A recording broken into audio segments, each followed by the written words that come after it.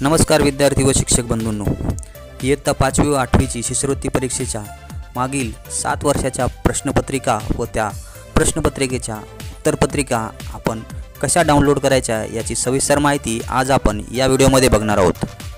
प्रश्नपत्रिका डाउनलोड करण्यासाठी गूगलमध्ये आपल्याला MSCE पुणे असे टाईप करायचे आहे। असे टाईप केल्यानंतर आपल्याला पहिलीच वेबसाईटवर क्लिक करायचं आहे।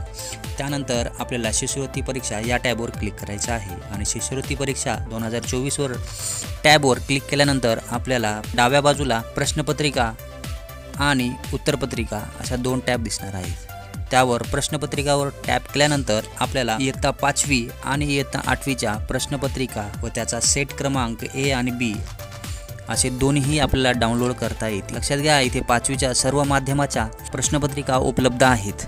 या तुम्ही डाउनलोड करून विद्यार्थ्यांना पाठवू शकता।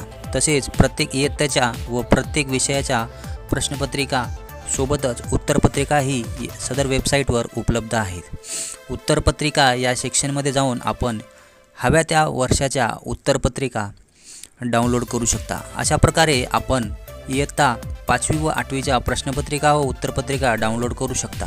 सदर प्रश्नपत्रिका आपण इयत्ता 5वी व 8वीच्या विद्यार्थ्यांना पाठवल्यास त्यांना या वर्षीच्या परीक्षेसाठी त्यांना नक्कीच फायदा होणार आहे। त्यामुळे हा व्हिडिओ जास्तीत जास्त विद्यार्थ्यांना व शिक्षकांना शेअर करा। धन्यवाद।